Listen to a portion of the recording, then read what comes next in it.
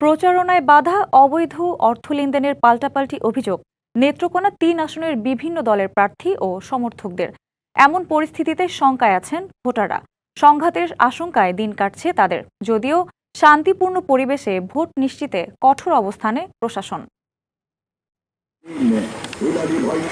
নেত্রকোনা ৩ আসনের মানুষের আয়ের প্রধান উৎস কৃষি। একটি পৌরসভা ও ২টি উপজেলার ২০টি ইউনিয়নের প্রত্যন্ত গ্রামে চলছে মিছিল, পথসভা ও উঠান বৈঠক। প্রার্থীরা দিচ্ছেন দুঃখ দুর্দশা দূর করার নানা প্রতিশ্রুতি। তবে প্রত্যাশা পূরণ করতে পারবে এমন প্রার্থীকেই বেছে নিতে চান ভোটাররা।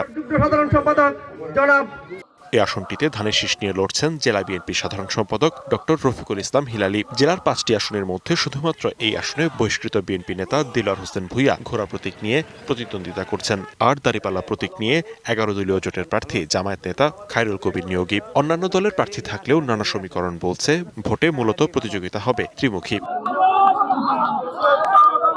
এরই মধ্যে প্রতিদ্বন্দ্বী প্রার্থীদের সমর্থকদের বাধা, হুমকি ও অবৈধ অর্থ লেনদেনের পাল্টাপাল্টি অভিযোগে উত্তাপ ছড়িয়েছে প্রচারণা। বিএনপির প্রার্থী সমর্থকরা বাধা দিচ্ছে, মারধর করছে, কিল ঘুষি দিচ্ছে। কেন্দ্রতে আটপাড়াতে উৎসবমুখর পরিবেশটা এখনো আর নাই। বিভিন্ন জায়গায় আমাদের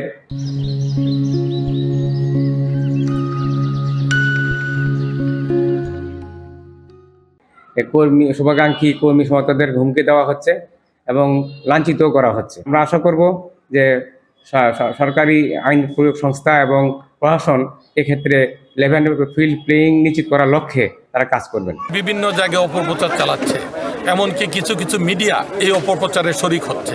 এই জিনিসটা আমরা কখনোই সংবাদ মাধ্যমে কাছে এটা আশা করি না। আমার সমর্থকদের বিরুদ্ধে যেসব অভিযোগ আনা হচ্ছে স্বতন্ত্র প্রার্থী, সেটা সম্পূর্ণভাবে মিথ্যা এবং বিভ্রান্তিকর। কিছুটা শঙ্কায় ভোটাররা। যে হারে মারামারি হইতেছে, এইভাবে তো আতঙ্কিত হইতে পারি। আমরা চাই এই যে নির্বাচন সুষ্ঠু নির্বাচন হোক। তবে শান্তিপূর্ণ পরিবেশে ভোট নিশ্চিতে কঠোর অবস্থানে প্রশাসন। কয়েকজন আমাদের প্রতিদ্বন্দ্বীর কাছ থেকে আমরা অভিযোগ পেয়েছি, যে অভিযোগগুলো আমরা জুডিশিয়াল ইনকোয়ারির কাছে পাঠিয়েছি। এখন পর্যন্ত পরিবেশ মোটামুটি সন্তোষজনক। আমাদের যে আইন শৃঙ্খলা বাহিনীর ডিপ্লয়মেন্ট, এটা মোটামুটি সম্পন্ন হয়ে গেছে।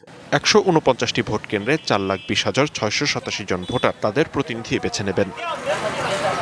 DBC news desk.